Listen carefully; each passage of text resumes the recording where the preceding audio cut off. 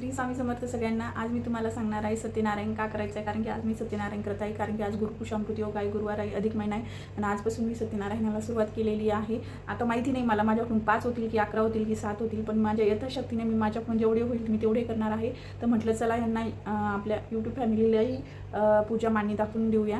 तर मी तुम्हाला आज पूजा मांडणी दाखवणार आहे आणि सर्वात मेन म्हणजे सत्यनारायण का करायचं आहे, कशासाठी करायचं आहे। तर हे बघा, आपण जो लग्नानंतर जो सत्यनारायण करत असतो किंवा गणपती वगैरे असल्यानंतर जो सत्यनारायण करत असतो तो सत्यनारायण ती पूजा वेगळी ती पूजा मांडणी वेगळी असते ना। आपण जे प्रत्येक पौर्णिमेला अधिक मासामध्ये 11, 108 वगैरे सत्यनारायण करत असतो किंवा मग आपण श्रावण महिन्यात सत्यनारायण करत असतो, ही पूजा मांडणी वेगळी आहे आणि लग्नानंतरची पूजा मांडणी करत असतो आपण, ती पूजा मांडणी वेगळी आहे।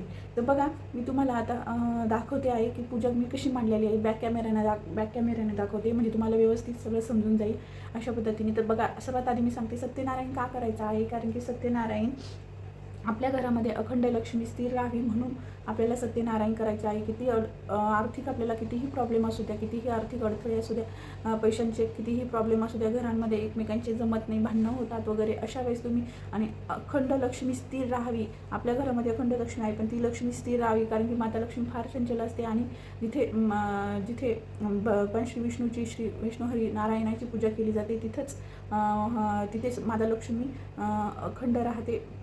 तर बघा, आपल्याला कितीही प्रॉब्लेम असू द्या, आर्थिक असू द्या, बाकी कुठलेही प्रॉब्लेम असू द्या, याच्यावरती एकच उपाय आहे सत्यनारायणाची पूजा। कारण की ही पूजा केल्याने खरं सांगते आपल्याला ही वर्षभर पूजा करायची आहे, वर्षभर नाही आयुष्यभर पूजा करायची आहे। तर बघा, आता ही पूजा करत असताना आपल्याकडे एक छोटा फोटो तरी असायला हवा, कारण की आपल्याला नेहमीसाठी लागणार आहे। तर बघा, छोटा मोठा होऊ कसाही होऊ आपल्याला एक फोटो लागणार आहे सत्यनारायणाचा, सत्यनारायण भगवान देवाचा। आणि एक पोथी आहे बघा, ही पोथी आहे, मी तुम्हाला दाखवते। हा जो ग्रंथ आहे सत्यनारायण, बघा याच्यामध्ये सगळं दिलेलं आहे, विधी विधान कसे करायचे, पूजा मांडणी, उत्तर पूजा, सगळं कशी मांडणी करायची आहे, पूजेचे फायदे काय आहे, पूजा केल्याने काय होतं। हा जो मराठी प्राकृत आहे, याच्यामध्ये संस्कृतमध्ये भेटतो, कुठल्याही केंद्रात वगैरे तुम्हाला भेटून जाईल, कुठल्याही धार्मिक दुकानात वगैरे भेटून जाईल। तर चला मी तुम्हाला एकदा पूजा मांडणी दाखवते, कारण की आपल्या घरामध्ये अन्नधान्याचा तुटवडा पडू नये, आपल्या घरामध्ये सदा बरकत राहावी, यासाठीही आपल्याला सत्यनारायणाची पूजा करायची आहे। कारण की आता आपण महिन्याचा किराणा वगैरे भरतो, पण कधी काय होतं, अगोदरच उडून जातो, म्हणजे आपल्या घरात बरकत राहत नाही। तर आपल्याला नेहमीसाठी आपल्या घरामध्ये बरकत राहावी, अखंड लक्ष्मीचा सहवास राहावा, यासाठी आपल्याला प्रत्येक पौर्णिमेला सत्यनारायण करायचं आहे। तुम्ही श्रावणातही करू शकता, 108, 11, 21 जेवढे होईल तेवढे, किंवा मग तुम्ही आता अधिक महिना सुरू आहे, याच्यामध्ये तुमच्याकडून जेवढे शक्य होईल तेवढे नक्की सत्यनारायण करा, कारण की याचा अनुभव खूप वेगळा आहे। तर बघा, चला मी तुम्हाला सांगते, बॅक कॅमेऱ्याने दाखवते। सर्वात आधी मी इथे चौरंग घेतला आहे, चौरंगाच्या खाली एक स्वस्तिक काढून घेतलेला आहे, बघू शकता तुम्ही, त्याच्यावरती हळदी कुंकू टाकलेलं आहे। नंतर चौरंगावरती लाल कपडा घेतलेला आहे। हा जो कपडा आहे तुम्ही पांढरा असेल तर पांढरा घेऊ शकता किंवा मग पिवळा घेऊ शकता, माझ्याकडे लाल होता, मी लाल घेतलेला आहे। त्याच्यानंतर बघा, आपण इथे सत्यनारायण देवाचा फोटो घेतलेला आहे, फोटोला एक हार घालून घेतलेला आहे। त्याच्यानंतर बघा, आपण कलश स्थापना केलेली आहे। तर बघा, कलश स्थापनेसाठी मी इथे गहू घेतलेले आहे, त्याच्यानंतर तांब्या घेतलेला आहे, त्याच्यामध्ये पाणी घेतलेलं आहे, त्याच्यावरती स्वस्तिक वगैरे काढून घेतलेलं आहे। नंतर बघा, इथे त्याच्यामध्येच हळदी कुंकू, अक्षदा, 1 रुपया सुपारी टाकलेली आहे। नंतर एक छोटं तामण घेतलेलं आहे, बघू शकता, हे तामण आहे, याच्यामध्ये तांदूळ घेतलेले आहे। नंतर आपल्याकडे बालकृष्णाची मूर्ती होती, बालकृष्णाची मूर्ती लागते, तुमच्याकडे फोटो नसला तरी चालेल, पण बालकृष्णाची मूर्ती लागेल। तर इथे मी बालकृष्णाची मूर्ती घेतलेली आहे, बघा इथे फुलं वगैरे टाकलेली, अक्षदा वगैरे लावून घेतलेला आहे, गंध वगैरे। त्याच्यानंतर बघा, इकडे मी जी ग्रंथ आहे सत्यनारायण पूजेचा तो ठेवलेला आहे। इथे मी आपल्या डाव्या साईडला इथे बघा, इथे फळ ठेवलेलं आहे, तुमच्याकडे जे फळ असेल ते तुम्ही ठेवू शकता। नंतर इथे मी प्रसाद ठेवलेला आहे, बघा। तर इथे नारळ ठेवलेला आहे, इथे घंटी ठेवलेली, तुमच्याकडे शंख असेल तर तुम्ही शंखही ठेवू शकता। तर बघा, आता अशा पद्धतीने मांडणी केलेली आहे, खूप साधी आणि सिंपल मांडणी आहे। इथे मला 2 रगळे भेटले आंब्याचे, तर मी 2च ठेवलेले आहे, तुम्हाला 4 भेटले तर नक्की 4 ठेवा। तुम्ही बघू शकता इथे अशा पद्धतीने। आणि सर्वात आधी मी बघा, सगळ्यात आधी आपल्याला दिवा लावायचा, इथे मी वरती जागा नव्हती म्हणून इथे मी खाली ठेवलेला आहे, बघा इथे दिवा लावून घेतलेला आहे। तर अशा पद्धतीने बघा पूजा मांडणी केलेली आहे।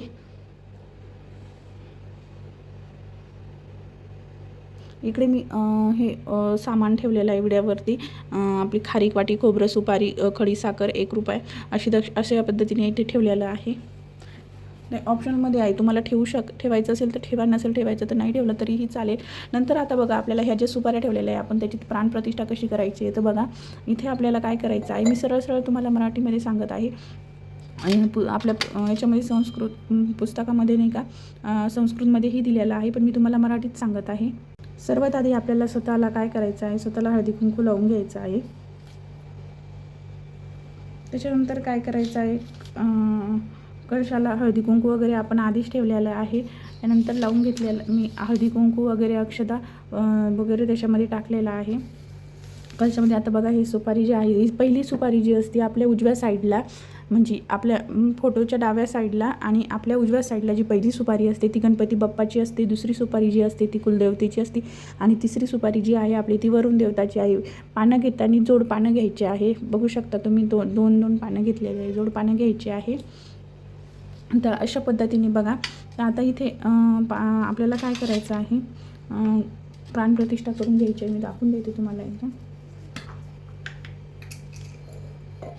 तर बघा सर्वात आधी आपल्याला गणपती बाप्पाची पूजा करायची आहे. गणपती बाप्पाला सरळ म्हणते, गणपती बाप्पा मी तुम्हाला चंदन अर्पण करते बघा. नंतर गणपती बाप्पा मी तुम्हाला हळदी कुंकू अर्पण करते, हळदी कुंकू अक्षदा अर्पण करते, सॉरी तुम्हाला दिसत नाही, अक्षदा अर्पण करते. नंतर गणपती बाप्पाला म्हणायचं, गणपती बाप्पा मी तुम्हाला फूल अर्पण करते. नंतर गणपती बाप्पा मी तुम्हाला धूप दीप अर्पण करते. बघू शकता तुम्ही, दीप अर्पण करते, धूप अर्पण, अगरबत्ती धूप दीप अर्पण करते. अशा पद्धतीने आता आपल्याला प्रसाद ठेवायचा आहे. तर प्रसाद ठेवताना आपण कधीही काय करतो माहिती आहे का, आपल्याला भरीव चौकोन काढायचा असतो. इथे बघा इथे चौकोन काढून घेतलेला आहे.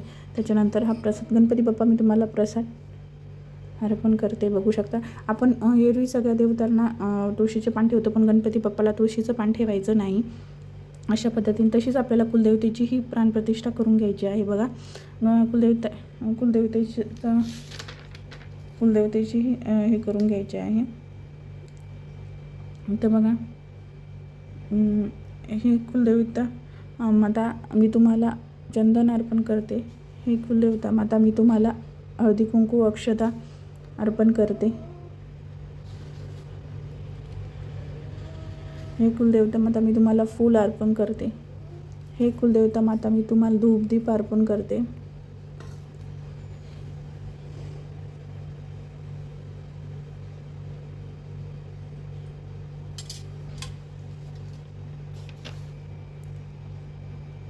आता काय करायचं आहे बघा,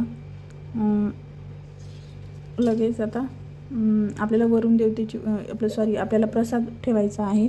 भरीव चौकोन काढायचा आहे. ते भरीव चौकोन काढून घेतलेला आहे. आता याच्यावरती मी कुलदेवतेला प्रसाद ठेवणार आहे. बघा हे कुलदेवते माता मी तुम्हाला प्रसाद ठेवते. आणि प्रसाद तुळशीचं पान ठेवत असताना म्हणायचं ओम भूर्भुवः गायत्री मंत्र म्हणायचं आहे. ओम भूर्भुवः तत्सवितुर्वरेण्यं भर्गो देवस्य धीमहि धियो यो नः प्रचोदयात्. अशा पद्धतीने ठेवायचं आहे.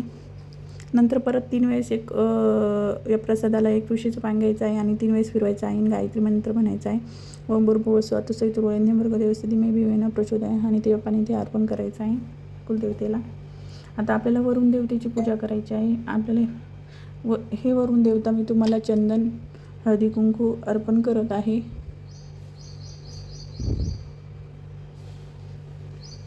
अक्षदा अर्पण करत आहे. त्यानंतर हे वरुण देवता मी तुम्हाला फूल अर्पण करत आहे. हे वरुण देवता मी तुम्हाला धूप दीप अगरबत्ती अर्पण करत आहे.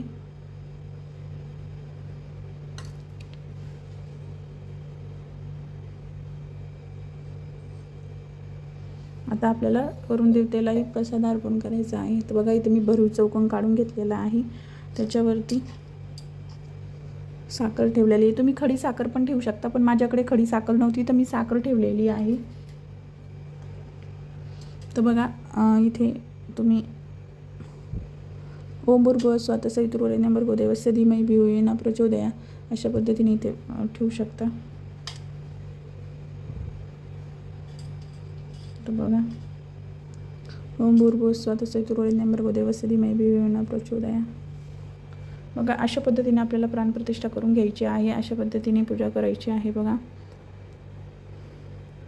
नंतर आपल्याला हा जो प्रसाद ठेवलेला आहे याच्या खालीही आपल्याला भरीव चौकोन काढून घ्यायचा आहे बालकृष्ण देवताला. आणि इथे याच्यावरती मी हे पण ठेवलेलं आहे, तुळशीचं पान पण ठेवलेलं आहे, बघू शकता तुम्ही. अशा पद्धतीने आपल्याला पूजा करायची आहे. नंतर बालकृष्ण देवताची पूजा करायची आहे. सेम अशीच पूजा करायची आहे बालकृष्ण देवताची पण. प्राणप्रतिष्ठा करून घ्यायची. हे बालकृष्ण देवता मी तुम्हाला चंदन अर्पण करत आहे. हे बालकृष्ण देवता मी तुम्हाला हळदी कुंकू वगैरे अर्पण करत आहे.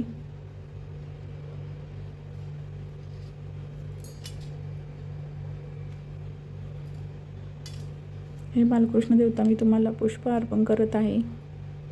हे बालकृष्ण देवता मी तुम्हाला दीप धूप अर्पण करत आहे.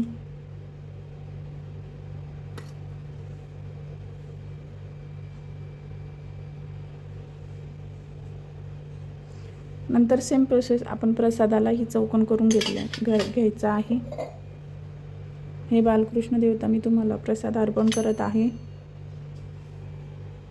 अशा पद्धतीने. आणि त्याच्यातही सेम तसंच म्हणायचं. ओम भूर्भुवस्सुवः तत्सवितुर्वरेण्यं भर्गो देवस्य धीमहि धियो यो न प्रचोदयात्. ओम भूर्भुवस्सुवः तत्सवितुर्वरेण्यं भर्गो देवस्य धीमहि धियो यो न प्रचोदयात्. अशा पद्धतीने बघा. अशा पद्धतीने आपल्याला खूप सिंपल आणि साध्या पद्धतीने सांगितलेलं आहे. मी खूप साध्या पद्धतीने सांगितलेलं आहे. सरळ सरळ भाषेत समजेल अशा पद्धतीने सांगितलेलं आहे. तर बघू शकता अशा पद्धतीने. त्याच्यानंतर काय करायचं आहे बघा. ही जी पोथी आहे, हा जो ग्रंथ आहे, याच्यामध्ये 1 ते 5 अध्याय आहे बघा. 1 ते 5 अध्याय आहे.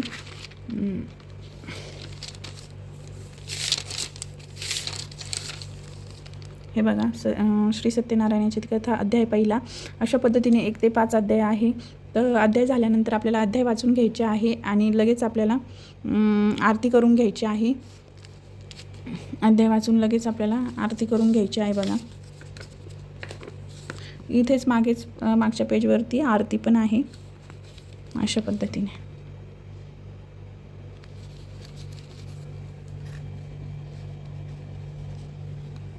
अशा पद्धतीने मी मांडणी केलेली खूप साधी आणि सिंपल पद्धत आहे.